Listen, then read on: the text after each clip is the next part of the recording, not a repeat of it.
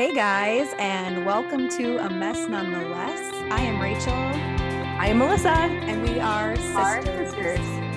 That was not done very well. First time doing it. But we are sisters, and today's episode is the one with constant overwhelm. And I think lots, if not all, women understand when you say the constant overwhelm. Overwhelm. It is a part of our vocabulary. Yeah, absolutely. Oh my gosh. So that's what we're going to be talking about today. And this is kind of a perfect topic, I would say, for my life, because I am not even 2 weeks post surgery from having shoulder surgery, which is crazy because what that means is that for 6 straight weeks, and again, I'm like 12, 13 days into this recovery, I cannot use my right hand. And ladies, let me tell you the things that are so awkward without using your right hand. You're right-handed. Correct. I'm right-handed. Dominant yes. hand. Yeah. And so what I have learned is that it is incredibly overwhelming to wipe my own butt left-handed. Please, everyone, try it today. Whichever hand you're dominant, please just try wiping yourself with your other hand, and then please report back to me, because my friend who had this surgery a couple times warned me, and I was like, I better start practicing, and she was not wrong. It is very awkward. I hope that no one's takeaway from today's podcast is I learned how hard it is to wipe my butt with my other hand. Except if you ever have shoulder surgery, you will thank me that I have warned you. Other things that are super overwhelming with my non-dominant left hand is brushing my teeth. And I had some friends come over the other day because I was just having a really bad mental day. And they came over and they hung out in my bedroom with me. And we all looked down at my foot and everyone was like, "What's on your foot?" And I'm like, "I think it's toothpaste." That would make sense. And I was having a hard day and I was like, "You guys, it's really hard to brush my teeth left-handed." I can't fix my own hair. I don't have two hands. And not from the first scenario. That's true. And at least I can still wash my hands very well. Because going from one to the other is very important. Yes. And yeah, I can't blow dry my own hair. I can't put it in a clip. I can't put it in a ponytail. Like, I can't do anything. I'm just relying on people so much. And honestly, I feel super overwhelmed most of the minutes of my day. But what I have, I've had to learn so much through this process of relying on other people. And I know, Melissa, you've had seasons, many, many, many seasons of having overwhelming circumstances that you have to rely on other people. Do you want to chime in here? You want me just? Yeah. So my husband was an over-road trucker for the first 10 to 12 years of us having kids. So like the first 15, so a little bit more years of us being married. And so I felt like a single mom for a long, long time, for over a decade. And I won't go into any details because there would be a million, but yeah, I lived in a state of 29 episodes. Yes, exactly. And nobody's got time for that. And also it's not that interesting, but I definitely lived in a place of feeling overwhelmed almost all the time. And I had to rely on other people, which I don't know how you guys are, but I know for Rachel and for myself, we're very self-sufficient people. We're very independent. We're good at getting things done. We're fast at what we do. So when we have to rely on other people, it's a pride thing, obviously, right? Yeah. But it also feels really out of character. And so, and like we're failing when you're overwhelmed to the point where you have to rely on other people, when you have our personalities, especially, and I know we're not alone, it can feel like we're failing. So absolutely. And honestly, like one of my least favorite things in life is feeling like I failed. Yeah. It's just, I don't handle it well. And so obviously I came into this season knowing, hey, I'm not gonna be able to do these things, but every single day I have to recognize my own flesh in my scenario, because in my circumstances, because my flesh says you should be able to do it all. My flesh says you are put together. Like, you shouldn't need to rely on other people. And I every day have to point out my flesh and confess it to God and be like, I'm so sorry that I think I should have it all better than this. That I think I'm bad. Yeah, exactly. Cause I'm not. I could literally lose my right arm tomorrow. It could have to be cut off. And then it's like, what, is my life just worth nothing? Of course not. And every day I have to recognize my own flesh and my own sin in it. And it's just constant how much I think about my own self and what I should be able to accomplish. I remember very clearly. So during this time in my life, I started running long distance, and that was just such a good mental place for me to get away and just kind of be without kids around and whatever. And I remember very clearly being on the road one day and God saying, who do you think you are, that you are like the only human I created that would never struggle through life, like that actually needs help from other people? And oh, snap. Wait, what did you say? I realized how true that was. And I was thinking way too highly of myself, that I thought that I was above being overwhelmed. And yeah. Because I think what happens is that we're always trying to get to that I am. And I don't think I'm alone. I'm always trying to get to that place where I'm no longer overwhelmed. Yeah. Where everything is in its place. Balance word comes into play. Yeah, exactly. She's using air quotes. Right, balance. Balance. We have 13 children between the two of us, quote unquote, balance. There ain't no really balance. We have no control over the circumstances in our life. They just happen to us. And no, but it's like, we're never going to get above it. We're never going to get beyond it. And so then it's going, well, okay, so in my overwhelm, then what? How do I deal with it? Yeah. How do I deal with it? So something that I've been doing is I go for a walk pretty much every day. I know it's a bad day when I've not gotten on a walk because it really is very good for me mentally and spiritually. And I do these like affirmations and I read through them on my phone and I say them out loud and I pray through them. And they're all based on Bible verses. But my friend Hannah just gave me a new one the other day, actually a couple weeks ago. It was really good. It's based on Psalm 23. And it's, when I toil with anxiety and overwhelm, I am not toiling with God. God does not lead me to anxiety and overwhelm. He leads me in peace and he gives me rest. And he does not lead me to do things on my own. He wants me to come to him. And so I keep reminding myself of that affirmation. When I'm toiling with anxiety and overwhelm, I am not toiling with God. So not that we're never probably on this side of heaven gonna stop being overwhelmed or being anxious, if that's part of it.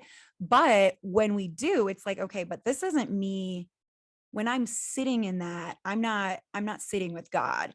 It's when I go to him that he leads me out of that, of the feeling. My circumstances might not change, but he leads me out of the feeling of overwhelm. Right. Well, and something I have learned to do, and Rachel, I think you do this too, is so it's so, I mean, God's words are beautiful and they are real and they are true. In fact, I was up at 3 a.m. with my 14-year-old because he had woken me up asking me to pray for him. And we had to pray against the enemy and name some truths, but that doesn't always change our headspace. Right. And so what I have learned is to take the Bible verse, but then also put logic with it. And usually if we pause long enough at what feels so overwhelming, what feels like it's setting us over the edge and be like, okay, what actually can I like just walk away from right now? We can often walk away from a lot of what actually is in front of us, or we can realize that it's actually maybe not that big a deal. So like I don't know about you guys, but I tend to get overwhelmed by the small things. It's like I can handle the big things and then the little things, like the straw that broke the camel's back. Yeah. And so like for me, it's often my kitchen. When my kitchen is a mess, I have 4 teenage boys living in my house. They don't understand that when I even bought a little sign for my dishwasher that says clean or dirty. So they know, and I'll leave the dishwasher open if it's dirty, and all the dishes stack up on the counter, even though it says dirty. And that I can come home. I'm a server at night and I can come home at night and I'm tired and that's a mess. And that can push me over the edge. And so I have learned to talk to myself and be like, okay, Lord, clearly this is not that big of a deal. I can either go get the boys and be like, come and load the dishwasher. Or if I don't feel like talking to them, just do it myself. But we have the ability to pair logic with the Holy Spirit. And because sometimes we need like tangible action, right? And that is something that I do a lot. Okay. Did I just drop food on the floor as I'm trying to get out of the house? Yes. Thankfully I have 3 dogs that are overwhelming, but they can come and lick it up really fast. No, that's so true. Cause I was doing these affirmations for honestly months and I didn't feel like much was changing in my mind. It was kind of like, I know these are true, but nothing's really changing. And one day I just brought logic into it. And I was like, okay, logically, if I believe that all of these things are true for my sister and for my best friends and every woman I know, then and I believe the Bible's true, then that means logically these apply to me. Because the first couple months I started doing these affirmations, I just wasn't buying in. It's like, I didn't believe the Bible wasn't true, but it wasn't connecting with me. Right. And so one of my most basic affirmations that I do is based on Psalm 139. And it's, I'm always on God's mind. So Psalm 139 says, when I sit and when I rise and you perceive my thoughts from afar, right? he knows everything. But I'm always on God's mind. And one day I suddenly was thinking about the verse where it's like, God knows when like a sparrow falls out of the sky. He knows and he cares. And it was like, okay. So the field. So Psalm 139 is a great verse, but it wasn't connecting with me until the logic came in. I was like, okay, logically, oh my gosh, if God cares about a bird falling from the sky, okay, logically, then I can deduce like he freaking cares about me. That would be a good thought. Yes. And then all of a sudden, I'm always on God's mind. That affirmation, like it changed something in my heart and it changed something in my mind. And when I'm overwhelmed, I'm always on his mind. He knows that I'm overwhelmed and he wants me to come to him. He wants me to not sit in my anxiety and my overwhelm. He wants me to come and say, okay, where are you in this? I know I'm on your mind. I know you care about the dang sparrows. So I know that you care about me. And it was totally the logic that has brought these biblical affirmations alive to me. Well, and I want to speak to all of our friends listening who are like, but I'm not a logical person, Melissa and Rachel. I'm a really emotional person. Oh, that's true. Well, I would like you to know that Melissa is actually a very emotional person. If you know anything about the Enneagram, I am a 4, which is kind of the most ridiculous one on it's and I'm speaking love to all my 4s because I have found that I like who I am in that. But what I'm saying is that I am not without deep, intense feelings and thoughts and emotions, but I have learned that those deep, intense emotions don't have to rule me. And so if you're listening to this thinking, but I'm not logic by nature. Now I do have a bent in me that is logical. Our dad is the most logical person in the world. And he's a 5. I do have a part of him in me. But my point is that this isn't just advice for people who are very logical. This is for people who are really emotional, and it doesn't really matter where your mind swings. We have control over it. That's right. And the first step is just recognizing I have control over my mind. That's not feel like it, but we do. And so we can't control what comes into our mind. No. So if thoughts are coming into your mind, I don't want anybody to be discouraged. Like, well, I have control of that. Like, we don't have control over what comes into our mind. Just like we can't control like what comes to us in our dreams. But when we wake up, we can choose, like in a dream, are we going to dwell on that? Or are we going to say, well, it's not truth. It's just a dream. Just like the thoughts that come into our head, like, is that true? And I spent a good year, a solid year, basically not taking any thoughts captive and not redirecting them and not telling my mind truth and turning them over to God, like not being obedient to Christ in them. I spent about a year doing that in, I would say 95% of my life. And I'm actually writing another book right now about basically how terrible that is and what havoc it wreaked on me and the change that has come as I've started being the boss of my own mind, because that's what the Bible tells us to do. Take your thoughts captive and make them obedient to Jesus. Well, if I have thoughts coming in my mind, that's like, your life is so overwhelming. You're all alone. Don't reach out to anyone. Cause I do that. I shut down and I withdraw. Don't reach out to everybody. You don't need, or anyone, you don't need anybody. No one's going to come for you.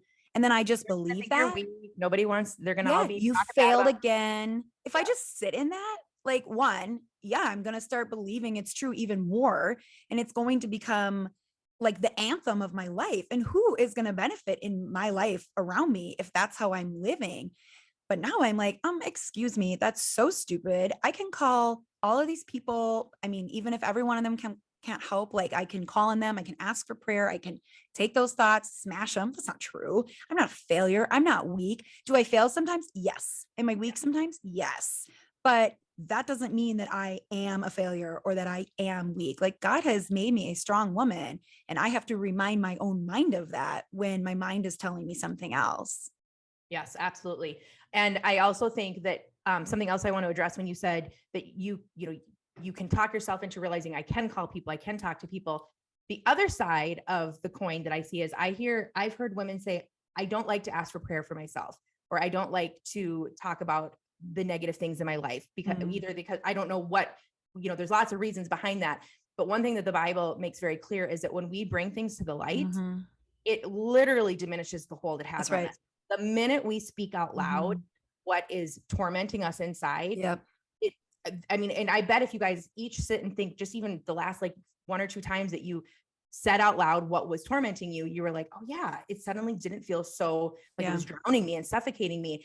And I don't know where this comes from, but somewhere in our world, I think women feel like we are supposed to be so strong that we don't rely on each other. Right. And I don't believe at all that is how God created. No. I mean, he created community, and right. But I obviously bringing our issues to Jesus is part of bringing it to the light, but I really believe it's bringing it to other people. And I always tell, I have one child who does not like to talk about his feelings at all. All my other 4 love to talk about their feelings all the time. But this one does not. And I told him since he was a little boy, I'm like, you do not have to tell everything to somebody, and you don't have to tell anything to everybody, but you need to tell somebody something, because otherwise you are the only one guiding your thought process. And then there's nobody who's helping you with it. And so, yeah.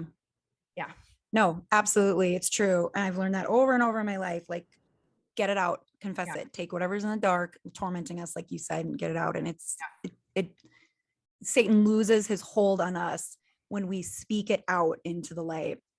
So we've talked about a lot of things, obviously. Do we have a challenge for our listeners today, like in this process of feeling overwhelmed? Well, I think that our challenge to you would be, because I think we probably all can experience significant overwhelm on a daily basis. Yep. And so when that happens next, whether it's today or tomorrow, stop and look at the situation logically and be like, okay, does this really need to be taking me down the way it is? And if it's like, yes, this is like, these are big things, then talk to somebody. Get on the phone with your best friend or your mom or your neighbor, or message us. If you're like, I don't have somebody to talk to, message us. You can voice message us through Instagram, or you can type it out and just say what it is and ask for prayer. And I mean, that would be my challenge, is to take, Rachel read off several verses that were amazing. Take the Holy Spirit along with logic, and don't let your circumstances drown you. That's right. Well, and I will say, if you're going to start talking to somebody, be really mindful of, are you talking to vent or are you talking to be productive? Because there's a huge difference between processing to be productive than processing to vent. And so be mindful, because if you have someone in your life that every time you go to them, they just like, oh, and they're so negative with you. And they fuel your negativity. That is not the right person to go to. Go to the person.